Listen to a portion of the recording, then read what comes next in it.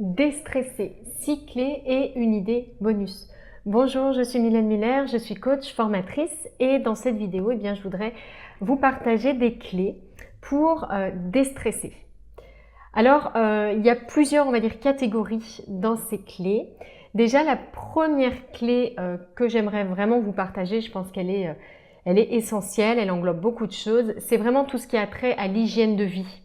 Avoir une bonne hygiène de vie. Qu'est-ce que j'entends derrière ça? Pour être moins stressé, déjà il faut avoir une bonne qualité de sommeil. On en fait toutes et tous l'expérience. Quand on est fatigué, ça paraît être évident ce que je dis, c'est du bon sens, mais voilà, encore faut-il le faire.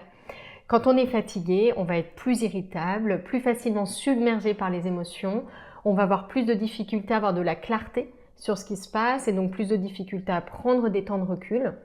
Donc ça, c'est vraiment pour moi la première chose dans cette clé pour être moins stressé, pour déstresser, cultiver une bonne hygiène de vie.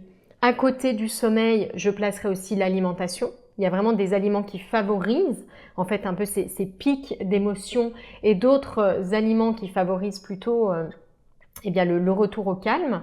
Parce qu'il nous demande moins d'énergie également. Et puis il y a tout ce qui va être de l'ordre de l'activité physique dans cette catégorie hygiène de vie, à savoir avoir une activité physique régulière. Vous en avez aussi sûrement déjà fait l'expérience. Le fait de faire une bonne marche, le fait de courir un peu, le fait de faire 1 heure de sport, ça peut favoriser cette retombée, on va dire, du stress, le retour à un niveau de stress supportable et acceptable.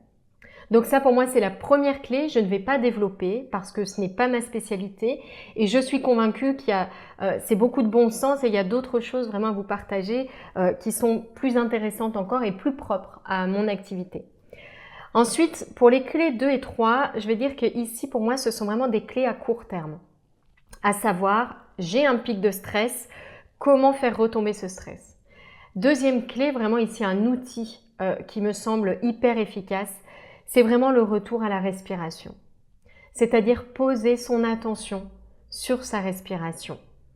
Inspirer en étant pleinement dans cette inspiration, expirer en étant pleinement dans son expiration. Et là, vous voyez, la respiration, c'est un support qui est là en permanence. Le simple fait de tourner son regard vers ce qui se passe quand on respire, ça va aider à déstresser, à revenir au calme plus facilement.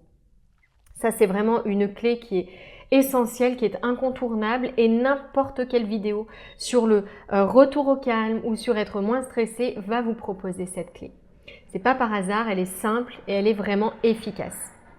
La troisième clé, toujours dans les clés court terme, que vraiment je vous invite à tester, c'est tout ce qui est pleine conscience, cette fois-ci appliqué à d'autres choses. Donc là, la respiration, le fait de poser son attention sur sa respiration, c'est déjà l'application de la pleine conscience qui utilise comme support le rythme de la respiration. Il y a d'autres façons d'appliquer la pleine conscience. Dans cette clé numéro 3, je pourrais par exemple vous parler de la pleine conscience en marchant. Et là, on va lier en fait l'activité physique, éventuellement la nature également, et la pleine conscience. Donc là, c'est simplement le fait de poser son attention sur le fait de marcher. Plutôt que de penser toujours à l'après, quand je serai arrivé, la destination, c'est vraiment faire du chemin une fin en soi, une destination en soi. Et reléguer au second plan la destination réelle. Et c'est un petit peu à l'image de notre vie d'ailleurs, de peut-être mettre le faire au second plan et vraiment cultiver cette présence à l'instant. Donc ça, pour moi, c'est vraiment la troisième clé. Toutes ces méthodes d'application de la pleine conscience. Par exemple, pleine conscience en marchant pour ne citer que celle-là. Maintenant, pour les clés 4, 5, 6, j'aimerais ici vous proposer des clés que je qualifierais plus de long terme, des clés plus générales, plus englobantes, plus changement de vision. Quatrième clé que je voudrais vous partager, c'est déjà de prendre un pas, de faire un pas de côté et envisager qu'il y a derrière tout ce stress une étiquette. Il y a une étiquette qui est « je suis stressée ». Mylène est stressée. Et si en fait cette étiquette, elle est là depuis longtemps, qu'elle est bien collée, elle va être plus difficile en fait à enlever. Cette étiquette, c'est une croyance, une association qui est là Et si on ne fait pas attention à cela, si on n'identifie pas qu'il y a cette croyance très forte, toutes les astuces que je vous ai partagées dans les premières clés, eh bien en fait elles vont, comment dire, s'auto-saboter. Pourquoi? Parce que en fait, il y a comme une identification au problème. Vous voyez, ça me définit un petit peu.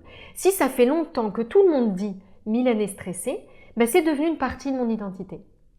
Et en fait, mon mental, il va s'accrocher à cette idée, à ces éléments d'identité-là. Et je vais avoir beaucoup de mal, en fait, à mettre en place des choses efficaces qui vont changer la donne sur le long terme. Donc, je dirais qu'ici, il y a un travail en profondeur à faire sur le « qui suis-je » et ces croyances, ces généralisations qu'on peut faire sur soi et qui rendent, en fait, tous nos efforts ensuite très difficiles.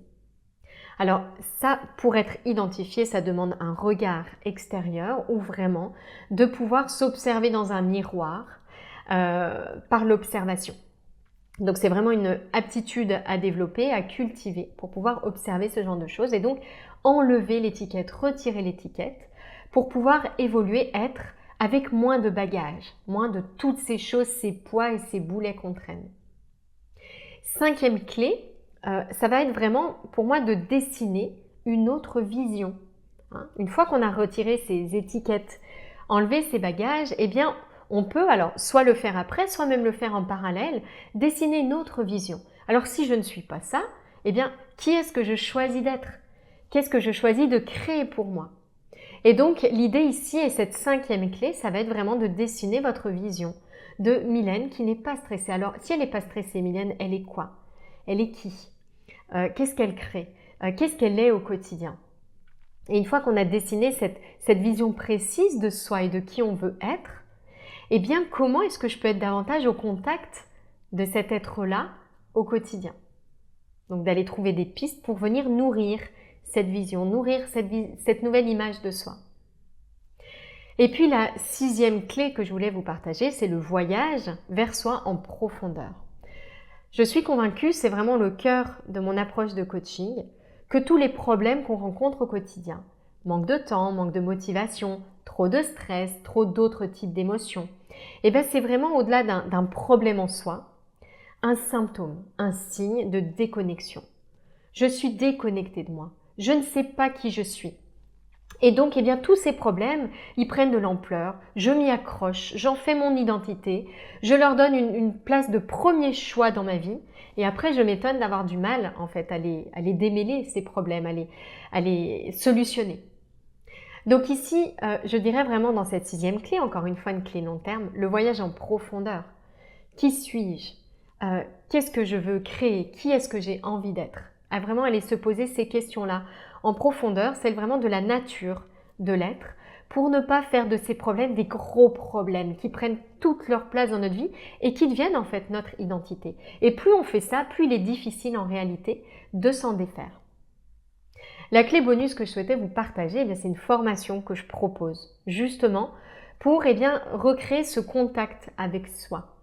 Mais avec soi au-delà de l'ego, au-delà de tous ces problèmes qui ont pris de l'importance, au-delà de ce personnage qui justement s'accroche à toutes ces étiquettes pour se donner une consistance. Qui suis-je au-delà de tout ça? Si c'est quelque chose qui vous intéresse, qui vous parle, qui résonne en cet instant, je vous propose une formation. Je vais mettre un lien en dessous de cette vidéo. Vous pouvez vous inscrire à cette formation et puis la regarder et voir ce qui résonne encore une fois en vous. Je vous parlerai aussi de mon accompagnement qui est payant, qui est un accompagnement sous forme de formation, auto-coaching, coaching et environnement bienveillant pour justement cheminer sur cette question du retour à soi. Très belle journée à vous, à bientôt.